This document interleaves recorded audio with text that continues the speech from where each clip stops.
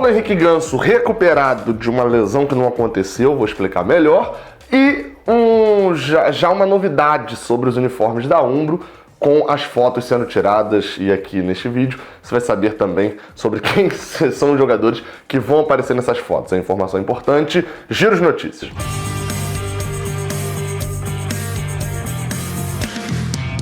Seja bem-vindo, você guerreiro de todo o Brasil e de todo mundo, aqui é o canal Raiz Tricolor. Eu sou o Gabriel Amaral, jornalista tricolor. Hoje é dia 2 de março de 2020 e o Fluminense tem novidades, né? Na verdade, tem novidades sobre o Fluminense.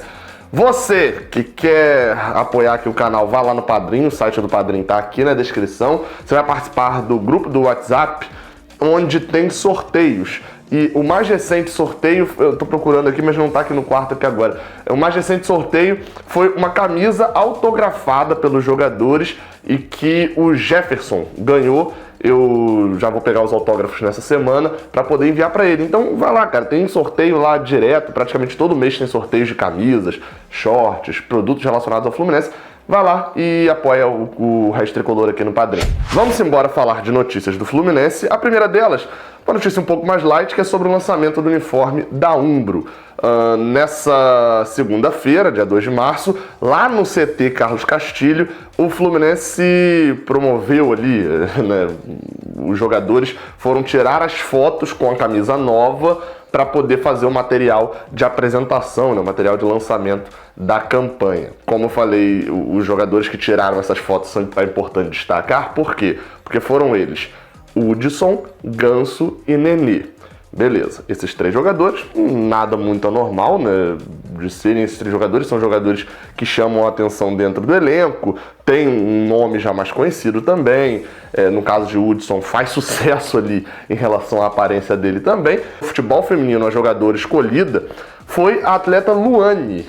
Interessante isso, fazer um lançamento também da versão feminina com uma atleta também do Fluminense, assim como é feito do masculino. Não se contrata modelo para se fazer foto do uniforme masculino. Então por que você vai contratar modelo para fazer foto do uniforme feminino? E o destaque que eu falei que é importante é porque tinha ainda uma chance, vamos dizer assim, ou ao menos uma informação lá de dentro do marketing do Fluminense e um boato de que poderia se atrelar isso a Frederico, de que essas fotos, material de lançamento, o garoto propaganda do lançamento, seria Fred, o que, até que se prove o contrário, não será, já que tiveram informações, né, tiveram acesso às informações dos jogadores que tiraram as fotos e Fred não está entre eles. Eu tinha falado já isso aqui, né, que seria muito complicado do Fluminense conseguir atrelar Fred ao lançamento dos uniformes por causa justamente disso. Ó, você vai ver, ó, tá tirando as fotos hoje, no dia 2. Vamos ver para quando que será lançado essa campanha toda, né? Na matéria ainda diz que não há ainda uma data definida para a divulgação do novo uniforme e nem para a estreia, mas a ideia é de que ele seja utilizado ainda no Campeonato Carioca. Essa informação útil, né, querendo ou não, porque a gente quer comprar essa camisa, quer ver logo o Fluminense usando a camisa da Umbro. Um destaque que está na matéria do Globoesporte.com também é de que o relacionamento com o Under Armour meio que já acabou de vez, tanto que se você abrir o site aí do Fluminense, você vai ver que lá nos parceiros oficiais lá embaixo já nem consta mais a logo da Under Armour, ou o logo, né, não sei como você, publicitário, gosta que fale. Então, nesse caso, a gente não tem mais relação com o Under Armour e agora já é Umbro de vez. Vamos esperar para ver esse lançamento, né? Estou ansioso para ver essas camisas, porque muito me agrada, vocês sabem disso. Já vai fazer um ano agora, dia 21 de abril, acho que foi quando eu lancei um vídeo, há um ano atrás, de que me agradaria se o Fluminense assinasse com a Umbro. E isso aconteceu. Segunda notícia do Giro de Notícias, parecendo redundante, falando notícias, é Paulo Henrique Chagas Lima, ou Paulo Henrique Ganso, treinando normalmente nessa segunda-feira. E eu vou deixar um destaquezinho aqui pequeno antes de falar a notícia. Ganso treinou nessa segunda-feira. Tá recuperado ali de uma lesão que na verdade ele nem aconteceu.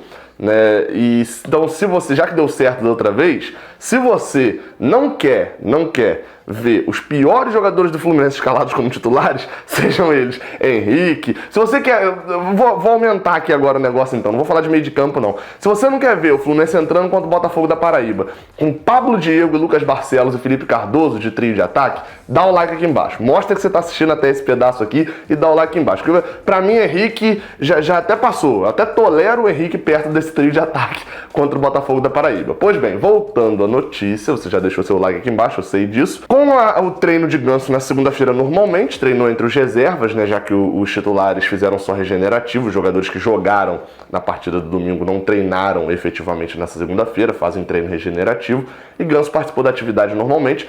Por que eu falei que é a recuperação de uma lesão que nem aconteceu? Porque ele só sentiu dores. Preferiu ser preservado, assim como o Evanilson ontem também no jogo contra o Madureira, ele também sentiu um incômodo na coxa e na hora já pediu para sair e pronto, já foi preservado porque não tinha necessidade. No caso de Ganso também, você não vai correr o risco de Ganso ter uma lesão no joelho por causa de um jogo contra o Madureira. Porém, isso muda alguns tópicos aí para a próxima sequência. Quais são eles? Por que Ganso seria titular contra o Madureira? Porque Nenê e Henrique estavam poupados. Então seria a hora ideal de você botar Ganso como titular pela primeira vez na temporada, sem ter um choque ali de realidade com o Nenê indo para o banco.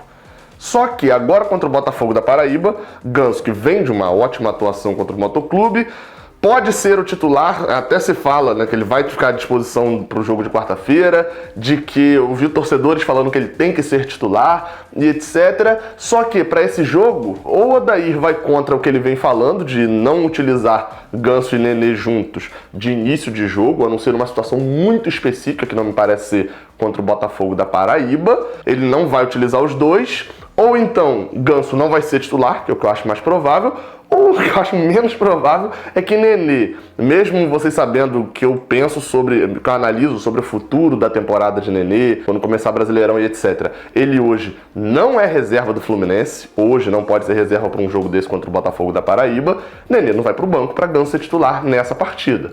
Como que você vai tirar o cara que tem 7 gols no ano, né? Só pra vocês terem ideia, o Vasco acho que tem 8 gols no ano, o time inteiro do Vasco, só Nenê tem 7.